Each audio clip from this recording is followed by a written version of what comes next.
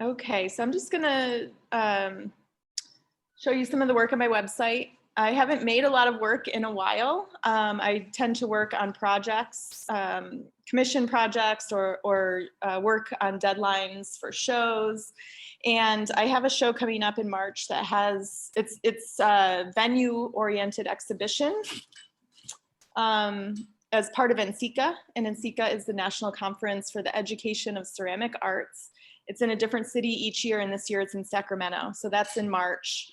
And we'll also have a show here at the community center called Table Flares, and it's being curated by 2 PhD doctoral students from the UC San Diego.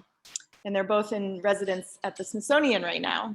So they'll be curating a really exciting show in March here at the community center. There will also be ceramic shows at DeRosa and the museum, Sonoma Valley Museum of Art.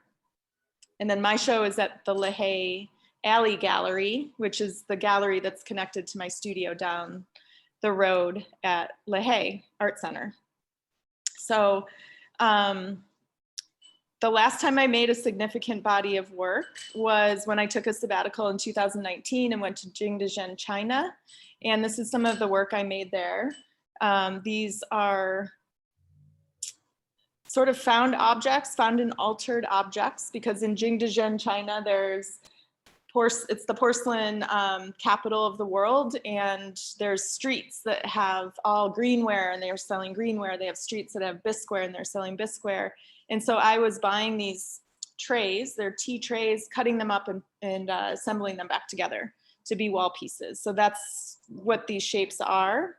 You can kind of see the edging is, you know, maybe reminds you of something traditional, like Chinese traditional pottery, the edges, but then cutting them up into fragments and putting them back together creates a new object.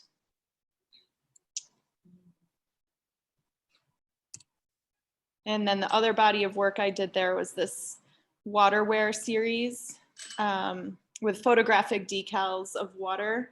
And my show that I'm working towards in March will be a combination of, I'm thinking will be a combination of sort of these wall pieces and then the waterware series, and kind of combining them into some new forms. And these are decal transfers onto plates. So they're pretty straightforward. And I would like for these to be kind of breaking out of that plate format a little bit more like those wall pieces. So that's some upcoming stuff happening. Some more work I did there. This is all on my website, so I'm just gonna kind of touch base on these real quick. And then if you wanna look again later, you can see them here. This is another series of work I do. These are slip cast vases, and they're modular molds, so the molds can be rearranged each time. And I'm embossing the surface with a CNC milled patterning that gets transferred through the mold making process, and then adding decals or applique to the surface to create more handwork on the pieces after they come out of the mold.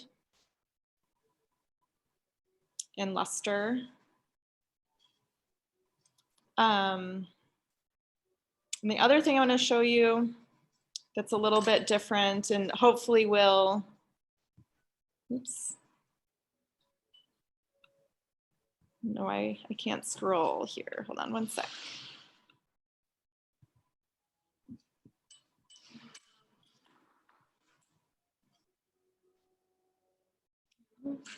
Oh, reload it. Okay. Oh yeah, I was going to show you the commissions page. So part of my studio practice has been, and hopefully will pick up even more in the realm of custom commissions, like working with designers in the hospitality industry or home designers to do custom work for the spaces. And so I just wanted to show some of these because they're really fun projects. It's all about problem solving and working with designers to sort of fabricate and collaborate on solutions for their art installations. So this is a 15-foot installation at a hotel in West Hollywood. And it's made out of walnut strips and small clay pieces, and it creates a star map of Aquarius. And then the thing I like about these projects is they're really challenging in terms of exploring new materials, new ways of making, and coming up with new systems for production. And these are wall pieces for a restaurant in Florida. And so we came up with a cool hanging system with magnets that magnet to this metal grid in the restaurant to create like room dividers, basically. Cool. And these aren't even glazed. Like some of them are, but some of them are painted. Some of them are, I'm using Sharpie. Some of them I'm using gold paint, underglaze, because they're wall pieces. They can kind of go outside of that typical pottery glaze. And I can have much more control on the design too. So I like that ability to kind of work outside the medium in a bit, in a way. These plates are at Edge Restaurant, which is across from the LaHaye studio. And this is a cool project, a gift for the man that has everything.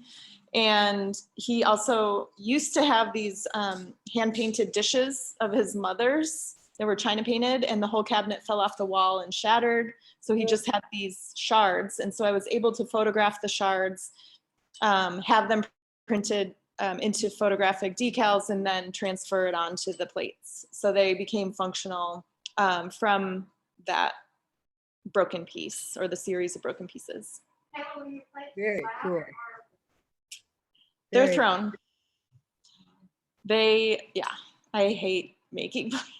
These commissions. I heard you talking about restaurant ware. Luckily, this is like a really nice restaurant of just 30 plates, and they're very careful, but it was a really fun project and very challenging. I used frost porcelain for this because they were the whitest I could get. It's the whitest clay, but it has the highest shrinkage. It's the most expensive, but it's beautiful. It's worth it, I think. Yeah. And another dinnerware set I did before I started working here. So I hope some more of these commissions come my way. I'm excited for that. And I also hope to be teaching in the area and still partnering with the community center for different opportunities in the future. And it's been a great 6.5 years here. We've done a lot, and we have a great foundation and momentum and volunteers and studio members. So I just want to thank you all too for being such a part of this community. And I just feel like it's going into this other generation, and I'm really excited to see what will happen. So with that, are there any questions? And I would be happy to answer them now from the audience here or the virtual audience. Could you talk about the glazing that you did on those plates in China, the ones that you kind of assembled? Oh, yes. Did you do the glazing there, or did you bring it home? Oh, so Lynn asked about the glazing of the wall pieces, right? Or the waterware, From China? the round ones. The ones that you assembled Oh. together? Yep. I glazed them all there. Oh. Yep. You also can go to the Glaze Avenue and buy glazes in the shops that have like hundreds of glazes in each shop, and they have big buckets and they put it into water bottles, and then you can take the glaze home with you. So you purchased those glazes there? Mhm. The Glaze Alley? Yeah, and they have samples. So you just, I mean, literally 20, 40, I don't know how many shops, like rows and rows of shops. Wow, what a wild experience. Yeah, it was awesome. So they have really beautiful colors, and the kilns are also community kilns. So everyone's buying their glazes from these glaze makers, and then you take it to the kiln, and just like here, you bring it and they fire it for you. By the piece? Mm-hmm. And they charge you by the piece once it comes out, because if someone's piece explodes on your piece or ruins your piece, the other person gets charged for it. So there's a little bit of negotiating too, like, you know, there's the kiln, they're called the kiln boss. There's the kiln boss, there's the kiln loader, and the kiln firer. So the kiln boss decides. Quite an industry. Yeah. What am I most excited about as you transition to full-time studio artist? Less meetings, LOL. I actually really like meetings, but I'm excited to be on the computer less. Like that's definitely something that has been taking a lot of my time, and like, you know, I'd really like to explore my creativity in a different way. So instead of solving problems around policy and protocol, like making things, solving problems in the studio, just really like finding my feet again in the studio and getting back that creative drive and that creative like energy back into my life. So yeah. And I'm excited that I'm staying in Sonoma, that I'm not just leaving. I mean, that's the first question everyone asks. It's like, where are you going? So it's cool to be just a block away. I feel like this is definitely a footprint for me because when I first moved to Sonoma, I started the job here. So it's just part of my existence here. Yeah. Yeah. All right. Megan, you ready? Thanks, everybody. Thank you. Your work is gorgeous.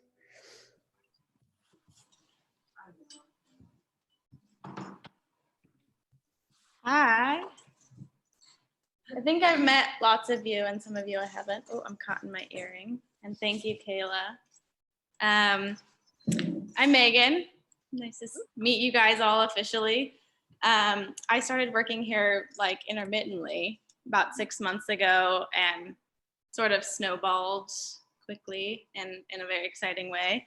So I'm super excited to be stepping in as interim director of ceramics and feel super already just like so warmly welcomed by everybody here and everybody that I've worked with thus far, and really excited about all the programming coming up for fall or spring and fall of next year. And yeah, just excited. It's going to be busy, but it's going to be awesome, especially as sort of we start incorporating some new stuff. So I just wanted to share a little bit about my background and my experience with clay and why I fell in love with it and what makes me want to do it all the time. So let me go here. So I grew up in California. I grew up in Grass Valley in the foothills of the Sierra Nevada mountains. So it has a really big impact on the way that I think about making work and being in relationship with clay as a material, both in the studio and also geographically. I was really lucky to be able to go out of state for college. I went to the School of the Art Institute of Chicago and focused in ceramics and art therapy and performance, and had a really, really amazing experience there and was able to meet a lot of really incredible makers, and also was able to really sort of dip my foot into the wood firing community out in the Midwest, which was really amazing. After college, I spent about a year in Iowa doing wood firing and wood salt firing out in rural Iowa. I was actually lucky enough to meet Tab, our current resident artist, doing that out there, and was able to spend some time with them. And this is sort of like my little guiding principle that I take with me in my heart when I make work and when I enter the studio, sort of always my mantra in my head. And everything that I do, I'm always seeking to make work that is allowed to live, work that is hardy, to live a hardy life together. And so I'll talk a little bit about the piece that's shown there in a minute, but it's a section of work I was making called On Sharing as a Conscious Act of Loving. But this is, ooh, it's not going next. Ooh, okay. This is just some photos of my time in Iowa, looking at the stars really late at the kiln, and just getting some really amazing experience out at the wood kiln. But I wanted to add those in. Those are really formative for me. Sharing is really fundamental to the way that I think about moving through the world, and I think about being in a position like director of ceramics or in a community space. Sharing is really fundamental to my practice, and so it's also really fundamental to how I connect with my material. So any opportunity to share time with clay so that I can know clay better, so that clay can know me better, and that we can build something together is really important to me. And so that's how I found wood firing, was seeking more opportunities to be involved with the clay and more aspects of the process. So this is some of my more functional work. I am really interested and inspired by historical concepts of movement and portability and transition. I grew up in a small gold mining town, and so those ideas were always present growing up. And I grew up around blacksmiths and farriers and people that were moving around the world really practically and with this type of hardiness that was durable and strong. And I want to carry that through my work as well. This is an extension as well, some more photos of on sharing as a conscious act of loving. And so in addition to thinking about a lot of these historical concepts of transition and portability, I also really think about the emotional side of that as well. So how are we sharing with our objects as they move with us through our days? And so in college, I was doing a lot of performative work where I was making these body bottles that were inspired by more practically and traditionally functional work that would then get sort of brought into this more emotional functionality and made and rope tied to the body. And these are all made as well with local clays that I was digging in Indiana at the time. And so trying to sort of mesh these emotional aspects of movement and connection and sharing in a really sort of tangible physical way. And so each tie is sort of this progression of connection and this declaration of togetherness. Some more iterations of that.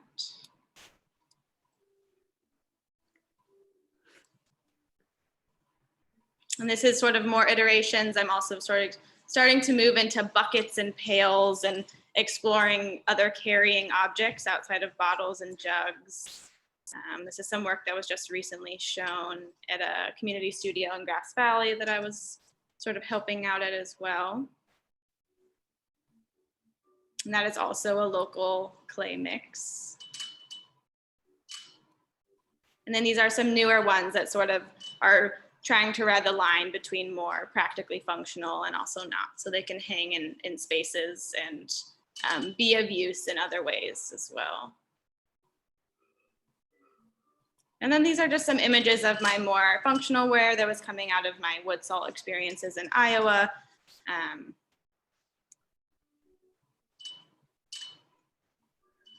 Yeah, I don't do a lot of glazing, especially with wood salt. Yeah, I think speaking with the clay is really important to me. And so that's important to just kind of focus on that. But I'm excited about some opportunities to do some more glazing and some soda firing in the new soda kiln here at the community studio. This is a basket bowl. So it also now has rope additions. I just don't have photographs of it. But again, thinking about these objects of momentum and portability. Some more local clay bowl. This was 100 hour, this was fired for 100 hours in an onagama. Is there a question? Yeah, I think that was my last image. That's perfect timing. And I will, maybe, I don't know. Does it make sense to stop sharing and go back here? Awesome, okay. Question, oh, cool, I can read it. From Diane. Do you throw more or hand build more, and do you combine the two?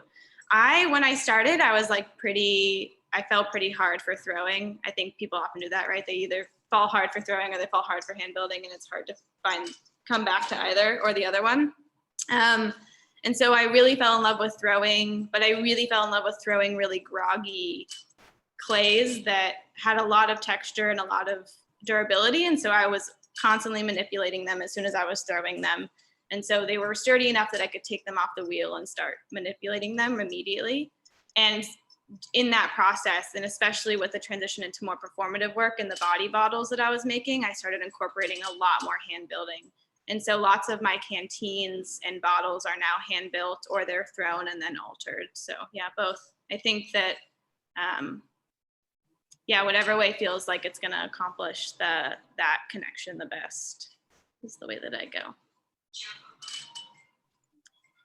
Oh, that was Yeah, I don't know if there's any other questions. What are you most excited about your new position? Oh my gosh, I'm excited about a lot of things.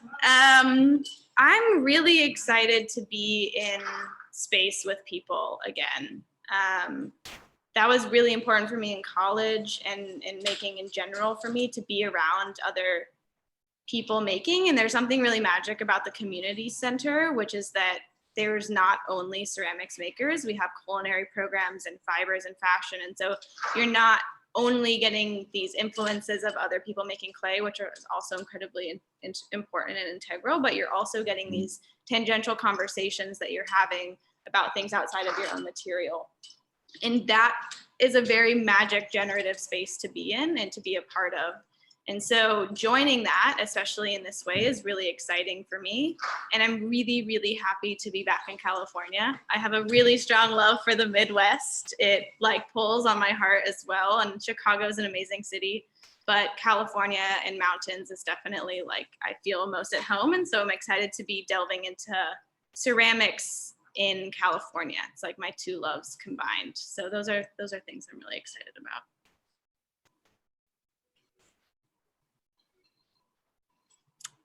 Yeah, performance pieces, those are really cool where you combine fabric with ceramics. Mm-hmm. How did you do the performances in what venue? Was it like in a dance studio or? Yeah, so I've done a few iterations. And so I've done some live performances that were a little bit set up to be, most of my performative work has its grounding in my art therapy practice as well. And so they're sort of based in what are like art therapy experientials. And so it's about facilitating sort of this connective experience for everybody involved, and they're generally pretty participatory. And so I've done ones where I've just tied it like in a constant sort of tying and then untying, and it's a pretty long process to put those on. And so I wouldn't call it like a durational performance, but I've done ones where multiple performers are happening in different rooms, each doing their own performances. And so people can come in and come out as they please and sort of witness at different times. And then for my BFA thesis, it was displayed as similarly to that ladder photo. So they were tied on a ladder, and then there was video documentation of me performing with them on a running loop. And so that was a way for me to sort of like forever be in that space, even though I couldn't be. Yeah. Awesome. Thank you. And now I'm going to go ahead and hand it off to Tab, our new resident artist. We'll speak a little bit.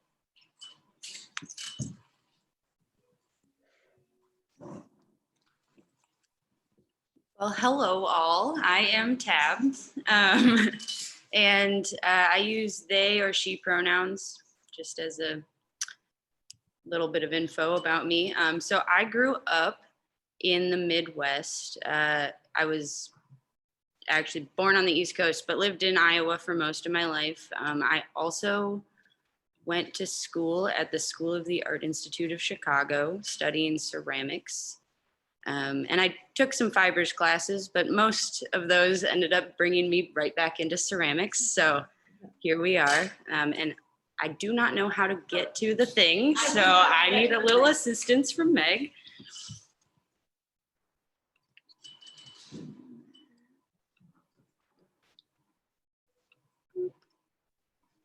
And then we'll share.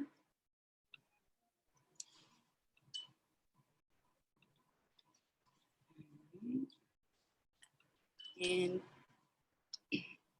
so wonderful. Awesome. So some images here are of the salt wood kiln that I learned how to fire on. So I had a little bit of luck when I was younger. I applied to a program through a local center like this in Iowa that connected high school artists with working artists in the community. And so I got paired up with Gary Karstens, who's a working artist in Iowa, and he introduced me to wood firing. So I got to do my first wood firing at 16, which was incredible, and I basically haven't stopped since. So I've gotten up to the point of doing about 4 or 5 firings a year, but I've been doing at least 2 for the last 10 years. So It's been quite a love affair. And so this is the massive kiln that I learned how to fire on. It's a Nobori Gama. And so you can kind of see in the landscape image, there's an Anagama kiln attached to a catenary arch salt chamber on the back. And so the group image is an image of a workshop group that we had. And in there you can see the 2 fireboxes. The guy in the denim is standing in front of one of them. And then the big arch that holds about 750 pots. I can stand up straight and put my arms out in it. It's quite large.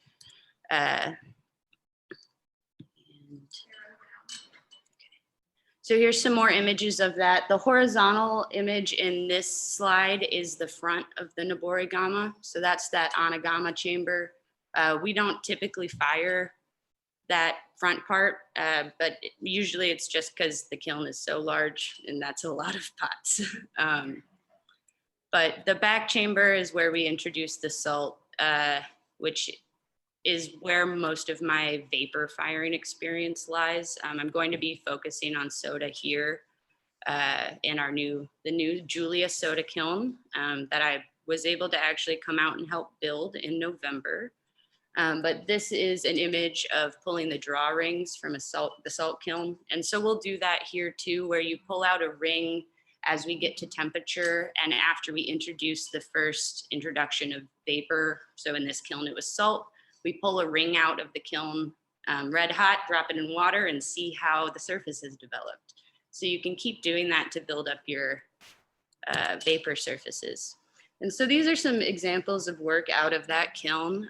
This is a tall plant stand that I've been working with thrown and altered forms. So this is 2 pieces, 2 cylinders with a shared middle, and then I hand built the legs. So a lot of cutting and reattaching. And I've also been interested in the ways that the atmosphere affects my surface design. So in this piece, the glaze drips all the way around are the same copper red glaze, but based on the reduction atmosphere, parts of it are red, some of them are clear and some blue.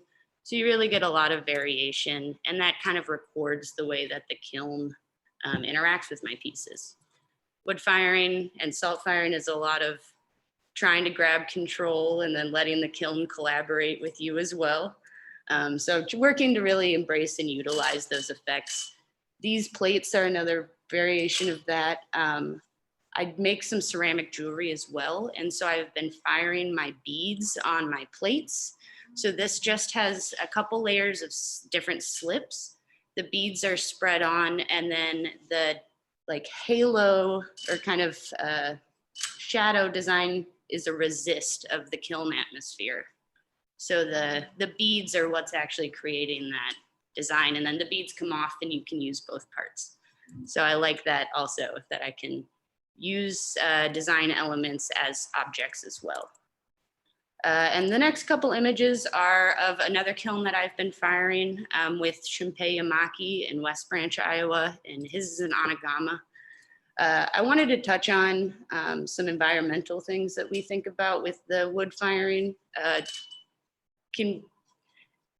Not conveniently, but also conveniently, the Midwest has experienced some derechos recently, which are land-based hurricanes of sorts. It's the best way to describe them. So it ends up being, there's a couple really big 100-mile-an-hour wind gusts, and it knocks down a bunch of our trees, which is not great, but we get to use it for wood fire fuel. So we've been collecting wood and really just driving around to process down the fallen wood. It's a great way to not buy wood from a lumber mill and also clean up the destruction. But it hasn't been too bad. We had another one in December, but it's good for the wood firers, I guess. These are some other images of this kiln. It's much smaller than the Nobori Gama that we fire, but it still holds quite a few pots. And the darker image at night, you can see the flame coming out of the chimney stack, which is just kind of fun. And these are pieces out of that wood kiln. So this is just straight wood, no salt in this one, but I am still playing with some of the same ideas of where the wood ash really lands on this black slip changes how it sits on the pot. When it's light ash, it stays really nice and straight, and heavy ash makes it kind of bleed out. So playing with those kinds of ideas, again, with this teapot. And then really just utilizing the different areas of the kiln for different colors. These pieces are all the same clay, same surfacing, just in different locations. So the way the carbon trapping in the ash happens, and they all can just have a little bit of their own energy, even though what I did to them was technically the same. Same with these bowls. And the cups were stacked in 3 different locations in the kiln, but these bowls were all kind of right next to each other. So it's really nice to see the variation that you can get in the same area. And just a nice little image of a double rainbow over our wood kiln to end it off with. But I'm thrilled to be here, and I'm excited to learn more about soda firing. We're also I'm going to be starting to establish some environmental researching procedures to look at the ways, or look at the off-gassing from soda vapor and the possible environmental effects of that. But I'm excited to be out in California, and it's much nicer here right now than it is in Iowa. So. Yeah.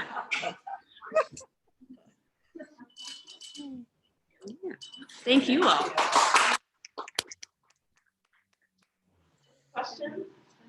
I just had one. So the reason that those all of your beads didn't stick to the plate surface is because it was covered so it didn't interact with the environment. I mean, I understand why you have a shadow, but what kept those from, reaching a high temperature and melting? So the ash on the plates is melted. It is more so just a little bit of luck, and it was in a more shielded area. So there is ash and salt on them, just not enough to really stick it down. They're beautiful. Thank you. Huh. And who's next? Oh, Lynn's next. Lynn's next.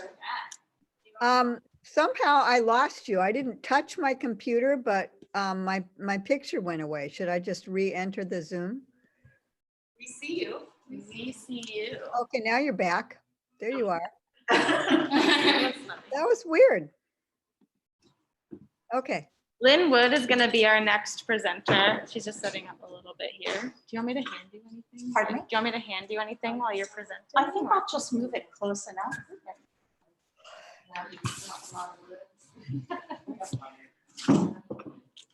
I love chatting.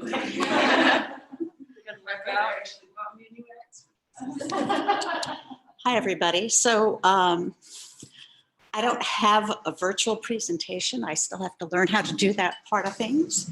So I'm going to actually hold up some of my pottery in a moment. And I'm going to give you kind of a quick view of my journey from clay from childhood to right now. So it's going to be fast forward through a lot of things. And I hope you guys will ask some questions a little later. I don't have a traditional art background. I did not go to college or university to study it, but my journey with art and with clay started when I was very young, and it was kind of twofold. First of all, my dad was a New York City firefighter, but he had a second job in a paper factory. So he was always bringing scraps of paper home, and that started me drawing and doodling from a very young age. And then the second part of it was that when I was about 7 years old, there was a lady in our neighborhood, Letty Spiso, that would have the women of the neighborhood come over on Saturday mornings and sit in her dining room and paint on bisqueware. And that was, of course, many, many years ago, long before there were any of those you paint at ceramics places. And I was lucky enough to be a part of that group. I felt very special as a 7-year-old. sitting there. And so sort of the die was cast at that point. When I went to high school, we had one potter's wheel that I got to try one time. And I was thirsty for it. So even though I was an education major and eventually for a while became an elementary school teacher, I arranged my entire schedule around being in the pottery studio as much as possible. And even when I graduated, I had to find places to do clay right away while I was teaching school. So that got me started. And that early drawing experience on all those scraps of paper eventually worked its way into my clay work. So clay surface and exploring the surface in design has always been a part of my work from the very beginning. So that exploration of the surface, if you will, is kind of the connecting thread to all my work. And as I hold my pieces up, you'll see that surface and exploration of the surface is a big part of it. Even though if you looked at the pieces as a whole that are sitting on this cart beside me, you might not guess what the connection was, except that I've told you now. And then fun and function has also long been a part of my work, along with that surface exploration. So my first professional work, if you will, that I was selling was smooth white porcelain work with a very fast brush stroke or slip line of a cobalt blue work. And I learned at that point that there were a lot of ladies that had blue and white kitchens, actually. And I did that work for a number of years, but somewhere along the line, I kind of got tired of it. And I started doing black and white work.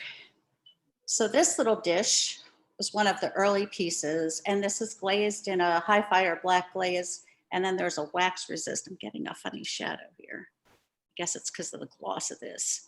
So I did this work for a number of years, and some of the first work that I did in this style actually was a lot cruder of a design, and my brushwork got better over time. Yes, please. Then slowly color started to creep in. So this is the same kind of a technique where the piece is first glazed in the black glaze. And while that glaze is raw, not fired yet, I would brush on wax and then apply the colors over the top. And here's another example that's similar, although in this case where you see the central colors, I wiped away the black glaze from underneath. And as happenstance would have it, it developed this little black halo line. And I did this work for a number of years in various color combinations. And right about the time that I was done with this work and was moving on, I developed carpal tunnel from all that wiping and wiping. And so luckily I was moving out of that work at that time. Okay, let me check my notes here a minute. So there still wasn't texture, but even in that blue and white work, there was a little bit of texture that popped up. I was teaching, as I taught for 28 years at the Sharon Art Studio on Golden Gate Park in San Francisco, where there were many eucalyptus trees. And I started picking up the eucalyptus pods, and I would put two little stamps in the corner. It was very timid texture-wise at that point. And so that was the beginning of my use with texture. And then one day, again, many years ago, I was throwing out an old pair of slippers, and the sole of the slipper popped up, and it had this fabulous texture on there. And then I started making all kinds of stamps and had my students do that. In fact, I had an elderly student that once bought a pair of shoes. She liked the shoes, but she really wanted me to see the texture was on the sole of the shoes. So it kind of went on from there. And texture kind of became more and more a part of my work. And it started creeping into the vase work. And this piece that I'm holding up right now is a piece that was a part of my first texture vase work. And there's texture on the inside, which is hard for you folks at home to see, but there's texture kind of all around. And at first I was making these in 2 different sizes. And I've been making these vases for very, very many years, and they continue to interest me. And eventually it became a body of work. So I have a lot of different forms that I do in this series. That piece and all the work in that series is decorated with a copper carbonate wash. And when I talk about them, and the way I think about them is I kind of think about them as 3-dimensional collages. So when I'm working on them, I have all kinds of scraps and textures off to the side. And by the time I started doing that work, and to this day, if there's something laying around that's got texture on it, it could be something I find in the woods, it could be something that's in a broken appliance, I'm gonna try it. I'm gonna test it out. And quite by accident, in 2008, I started this texture mat business. This is one of the original designs. I had already been using spirals in my work a lot. And actually it had a mat made for me by somebody local to where I live here in California, and it was $85. So when I found folks that could do these designs for me at a much more affordable price, I jumped in and I had 6 designs. Again, that was 2008. I currently have 37 designs, and each year I retire a couple and I bring a few more in. And it has changed my work, but it also has changed my access, you might say, and opened up some doors for me to teach more workshops, which I love. And I was really just thinking about texturing the clay when I started, but as time went on, I learned that you could do all kinds of printmaking with them. So I just hold up a couple of these fabric pieces. That was on just a plain green cloth. And this next one was a dish towel that I got at IKEA that had the black grid on there. So it opened up a lot of doors in terms of the versatility of that, and has driven me a little crazy as to what direction do I go into. But the nice thing about that is back in the days when I was traveling a lot, I could travel with those. You're not really bringing clay on an airplane, but you could bring a piece of fabric. So I hope actually to teach some of those techniques sometime, but clay is my primary love. What's that? 2 minutes. 2 minutes, I better go a lot faster. All right, let me just move on and hold up a few other pieces. So if I could have that. So this basket form shows a single glaze, but a lot of different textures. And there's a little bit of layering here. And the people that are here will see that. I just wanted to bring something that showed that work. In 2020, when we all were stuck at home, it changed a lot of things for a lot of people. And I'll say quickly, since I have not much time left, that one of the things that changed for me is I taught here more. I taught a lot of Zoom workshops. I was very lucky to be able to work with both Kayla and Lexi and do that. And it pushed my teaching and pushed my organizational skills. That was a blessing. But then I had more time at home. And so the first thing, I want to mention is I became obsessed with making teapots, which I had never been interested in before. But this is just one shape and one style that I made. And this is underglaze with accents of glazes on it. And I can't stop making them. I keep designing them, I keep drawing them. Because it's more complicated, I was always intimidated to do it before, and that's the very thing I'm enjoying now. And then further, I got more into decorating work with the black underglaze, with my texture mats and various other textures and accents of glazes. So I'll close up by saying clay has been my best teacher. It has taught me patience in even a way that my mother couldn't. And I look forward to seeing what it will present to me next. Someone earlier mentioned collaborating with the clay and working in a community. I love that, responding to the material also. So thanks, everybody. Thank you, Lynn. To your class. Yes. Yes, I have a class that's full, a Try It class, which is a new thing they're doing here at the community center this Friday. But then I have an 8-week hand building class coming up. You can see that I'm a hand builder. I do love throwing in some ways and have taught it, but the hand building is my true love. So I have an 8-week class that's going to be happening on Friday mornings, starting in a couple of weeks. So if you have any questions or any interest, I hope to see you there. Thanks again. Thank you.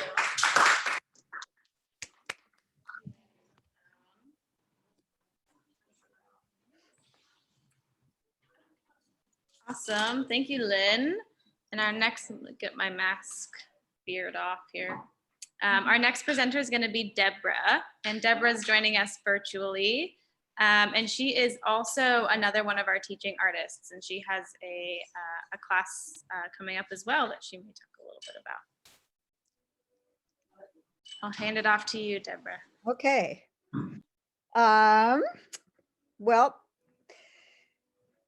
hello, everyone, and thanks for the opportunity to be here and talk about ceramics and other art mediums.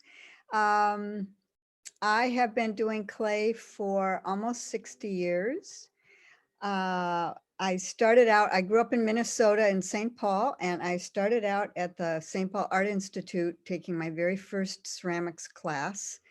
And I just fell in love. And then I happened to have an aunt who lived out in California in Palos Verdes. And when I went out to visit her in my late teens, she was a ceramicist, and she was not at all schooled, but she was very gifted. And I was in awe of what she did. She was very earthy in what she did.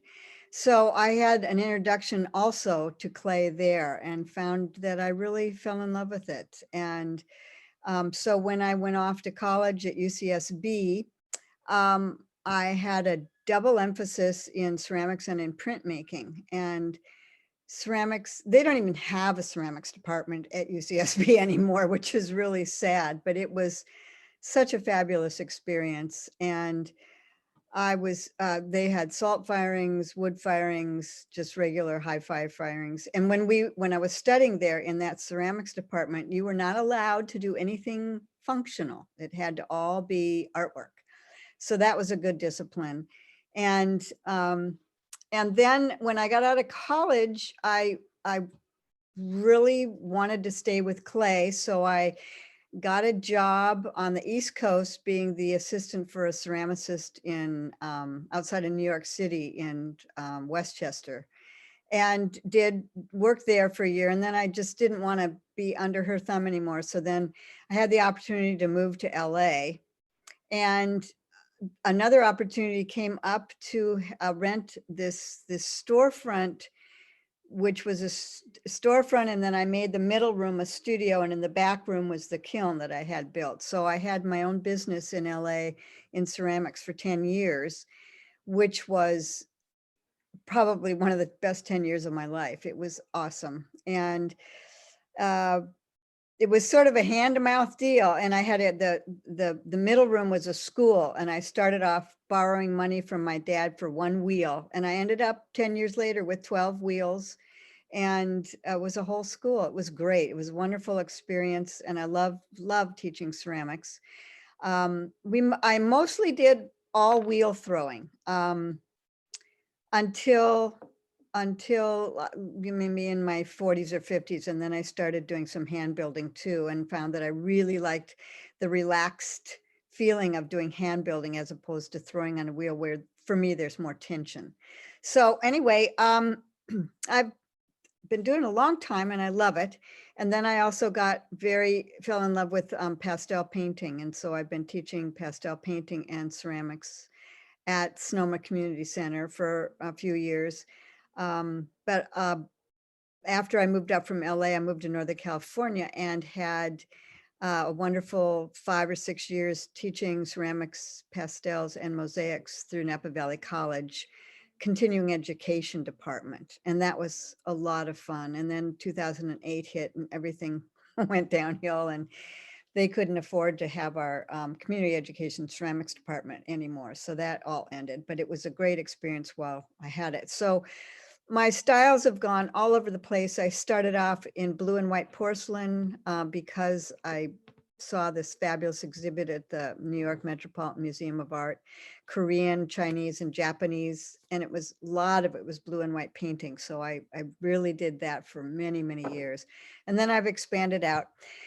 And so now I'm doing the hand building class at Sonoma Community Center, and I love it. And I'll show you a couple of some of the pieces that I've been doing. This one is it's sort of like a, let me see if I push this back a little further. It's a vessel for pouring different things. You could put gravy in it, any kind of liquid. It's okay for hot liquids because there's a thick handle here, but it doesn't have a traditional handle. But it was kind of fun. It's this is one of the pieces that we did in my hand building class last session before Christmas.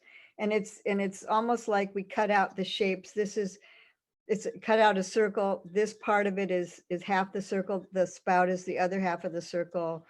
And then we have just a pattern for the body of it. So that's one. And then this one we do in hand building, which is just a rectangle, and you slice it down and then fold the flaps over, and you get this kind of neat, fun, shallow bowl. You could serve crackers in it. And the glaze combination is that licorice with white, and you get that wonderful speckled gray. My first love was throwing, and I've always loved throwing. So I like to do little sets of cups and bowls where I alter them after I throw them and trim them. And your fingers fit really nicely in there to do that. And then I also love carving. So this is thrown on the wheel, and then I carved the design into it. And then I absolutely love birds. So I just put a little bird on the rim. So anyway, I've had a lot of different metamorphoses in clay. For years I love to paint a slip on and then carve into it a design and carve away all the negative spaces. So it actually looked like a Japanese wood carving. I did that technique for a long time. I still do it. I just don't have any examples of it. And I didn't have a video presentation. Just like Lynn, we still have to learn those things. So then I thought I'd show you a couple of pieces of I don't know if you guys can see that. This is a pastel that I've done. It's just pots and bowls and ceramic pieces on a shelf from a photograph. And then this is from a photograph. This is just a little landscape of some barns back in New England and in the snow in the winter. And then this is, I call this picture At Home. It's a great horned owl inside a hollow tree. And I love pastels. It's just a double love affair. I love clay. That's my first love, but pastels, I fell in love with it because it's a very forgiving medium and it's very immediate. And pastels were actually created in Paris for Picasso. He asked Sennelier to develop some kind of portable medium that he could take out in the field with him and use. I think it was probably oil pastels they created for him, but I work with soft pastels.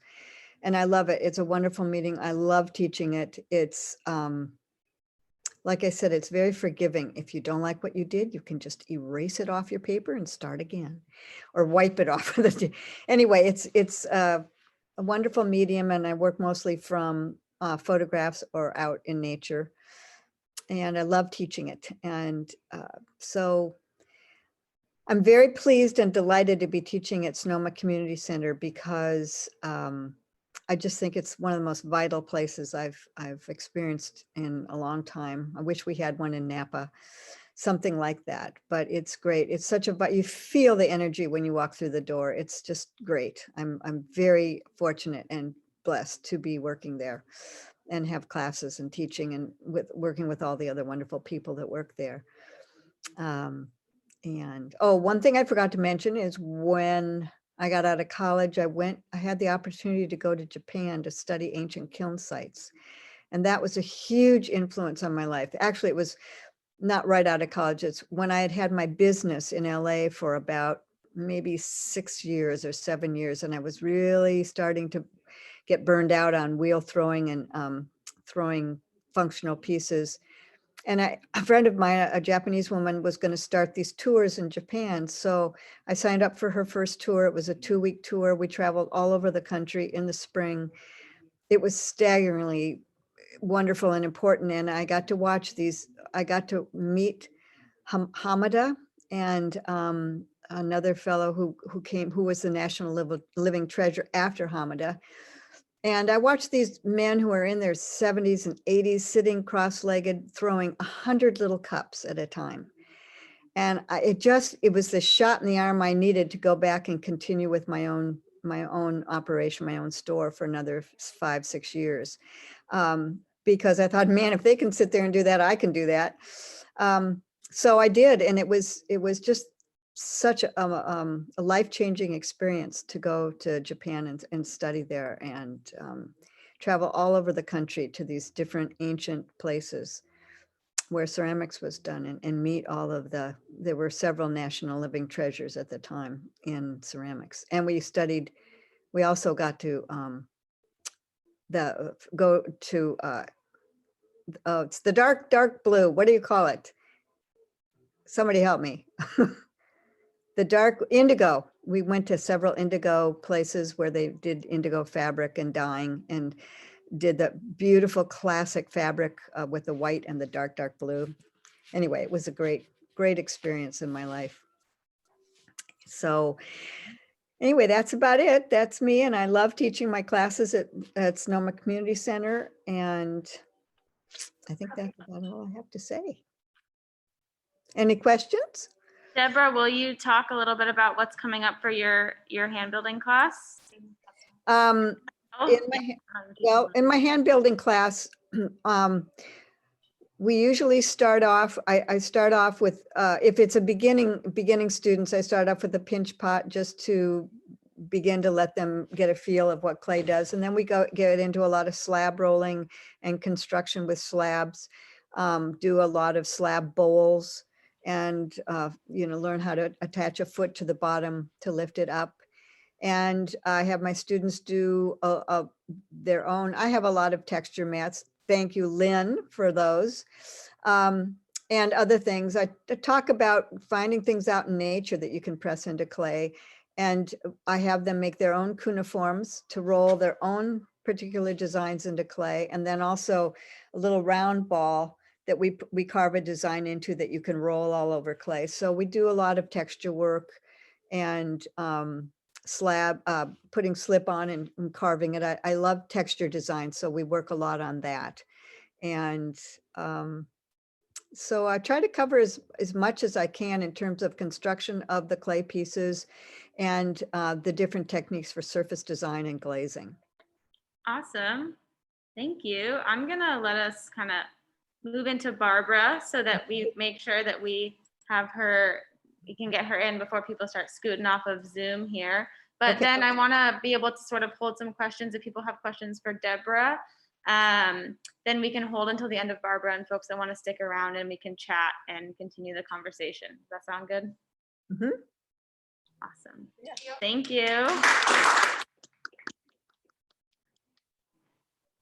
And Barbara is also joining us virtually, so we'll go ahead and let her take it away. Sorry, I'm going to try to do this now. Let's see, what do I have? I am going to show you a couple of brief slides, then I'm going to show you some work, and tell a story at the same time. So I've just been thinking, the last couple of years, I was just going over this with a friend of mine. I teach art, and so we're going into I think it's the 5th semester of this crazy, like churning, we don't know what's going to happen the next week. So I I feel like I'm okay with that, but it's still like being on, you know, the high seas. So I'm going to talk a little bit now. Let's see if I can get over to. So I'm going to read this out loud, even though you can see it. These days, I notice reality bends and flexes, testing our tolerance for chaos. This reminds me of unloading a kiln. This reminds me of discussions on race. So I'm starting out with a story about my mother, kind of. I'm going to bring some ideas I have together by telling you about my mother's flexible reality. While I tell you about my mother, well, mainly about what she told her 4 children, I will also put out some old and new test pieces. As makers of clay things, what do we tell the clay as we test? Well, back to my mother now. At the beginning of World War II, my mother's family was assigned to be evacuated. The first stop was a horse stall where they stayed for several weeks, and someone promised to take care of their place. Then they were assigned to a camp in the Colorado desert where they lived in wooden barracks from when she was 10 to when she was 13. So here's my mom right here. She's a little bit small. It's like, wow, Mom, everybody there really has black hair. And then she explained to me that this was when she was in Colorado. And I was like, well, everybody looks like they're having a pretty good time. That building looks pretty nice to me. So we have these funny conversations. And one thing I have enjoyed about COVID is that my relatives and I, we frequently get on the call, and it'll be funny because we're all grilling everybody else about, what was that story about? Wait, tell me that story again. So here we have, okay, so now I'm going to go over, sorry, I'm going to try to go over to my, let's see, I'm going to go over to another device here. Let me get onto that. And it's this thing. So we'll see what this looks like. I just have a bunch of my test pieces that I'm going to show you as I tell you the rest of the story, okay? So when we were small, there were brief stories about this camp place. We wanted to go to camp, my siblings and I. My mother said at camp she could walk to her friends to play. She would go to see A movies for the first time. Some of you know from your parents what A movies were, but most of you probably won't know. My mother loved musicals, so I guess those are the movies she saw. When the other Japanese, you guys recognize this glaze, probably, right? When other Japanese American grown-ups came over to our house, they occasionally talked about which families were at what camp and where they were now. If the subject came up with middle-class white people, it was quiet, a glancing, uncomfortable couple of words. No one wanted to talk about camp. I thought something weird was going on because camp then went from a fun place to a sad place. So camp was good for my mom, she said to us young children, because instead of walking 2 miles to the next farm to find her friends, she would walk a couple of minutes and play all day. This is one of my earliest tiny pieces. I mean, I haven't been doing clay for that long, but you can see I put the markings down for the glaze. This was a cut and altered piece, darted. Let's see. But sometime later, she did let us know that it wasn't that great because camp was also dusty and very cold during the winter and dusty and very hot during the summer and dusty. She didn't tell us about the guards and the barbed wire. As we got a bit older, we grilled my mother more and got the locked in the closet for stealing a Coke story out of her, as well as the throwing the plate of spaghetti on the floor in anger story. She just didn't tell us any of those stories until later. Well, what does this have to do with clay? What does this have to do with test pieces? We make something out of clay, we decorate it, we fire it, we decorate again, we tell the clay something, it tells us something else. Sometimes we don't even recognize the piece as our own when it comes out. Sometimes we wedge it back down to start another story. The stories the clay tells are always malleable, and we accept that, sometimes in good humor and sometimes not. I used to never tell the story of my mother in camp. I felt like it was none of my business, not my story. Then I found out when I tell it to my students, they suddenly start telling their own stories.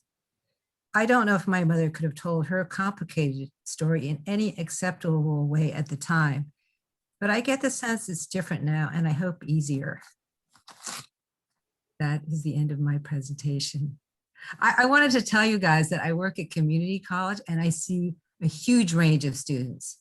And because it's this big mix of students coming in there, there's a lot of discomfort and a feeling of insecurity about talking about yourself, because there might only be 2 or 3 of you in the room, or you might be the only one. So it gets very complicated having a conversation. So, and it's something that community college is really aggressively trying to help that conversation find a good, warm, safe place to start those talks.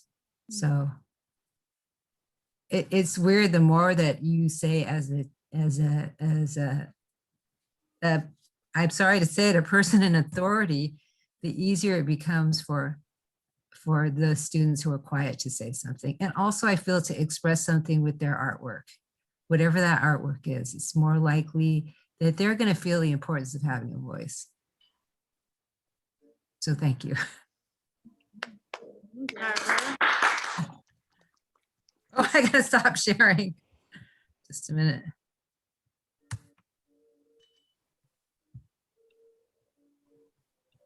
Okay. I think that was a perfect note to end on. That was beautiful, Barbara. Thank you. And if folks want to stick around and ask any questions, any of the artists or to Barbara and Deborah in particular, I'm going to sit here and I'm going to sort of man the chat to see if anybody wants to add in the chat. But folks in person, if you have any questions for Barbara as well, I can pass those along. I can turn you around too, because they can't see you, but.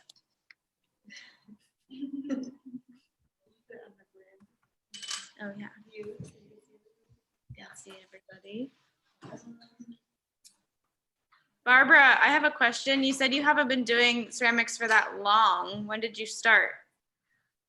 I did IT.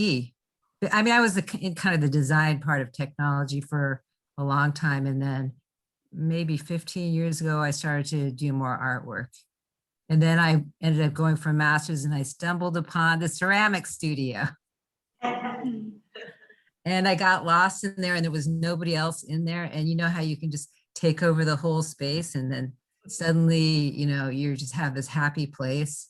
So I was doing a lot of sculpture there. And then I found, okay, I'm out of there now. So I need to find small ways to work smaller. Oh, here's another fun thing. What the heck is this thing? I'm making these things because I want to do a compound workshop. So these little pieces somehow then form into a larger sculpture made out of these pieces. So we'll see. Mostly I have done lately in the last 5 years, I've been doing only pottery, but I'm going to move backwards to smaller sculptures now. Yeah, stay tuned for Barbara's compound class. Keep your eye on the website for that coming up. That's in conversation. And the other 2 classes or 3 classes to keep your eye on, well, there's multiple happening, but for people present in this programming, Deborah has a hand building class coming up and Lynn has a slab building, is that right? Yeah. There's a intro to slab building class coming up starting next week. And I am teaching an independent projects class that starts at the end of January for folks that want to sort of have a focused goal, a project of their own that they want a little bit of guidance and support with. So you can check out the website for those to sign up. And yeah, if there's any other questions.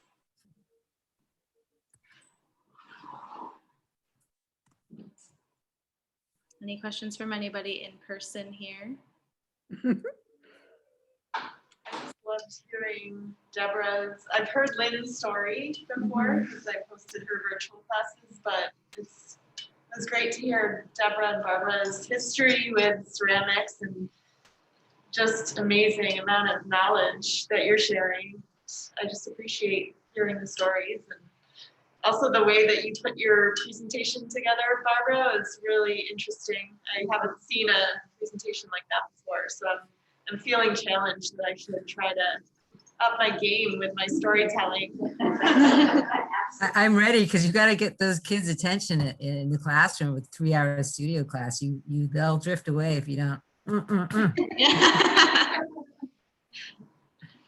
Yeah. Oh, there's a couple new messages. So cool. Awesome. Well, if there aren't any other questions, thank you all for joining to our first shop talk and for sort of being flexible with us as we moved to a hybrid format a little bit late notice. We're just trying to keep an eye on, you know, what's happening outside and in the world, and making sure we're offering sort of safe opportunities to still connect. And hopefully as the weather gets warmer here, we'll be able to host these outside, and it will be a little bit more like engaging in that way. So there'll be some opportunity for drinks and food to be involved, and a little bit more collaborative in that sense, and sort of like a get together where we can all learn. So we're excited for that in the future, and stay tuned for the coming months. And you can check the website to get an update on what's happening next. And yeah, thank you all for joining. Thanks for Thank hosting. you for hosting. Thank you to all our presenters.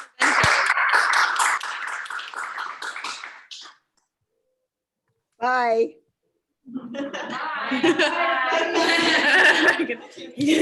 Get everybody, it's not worth it.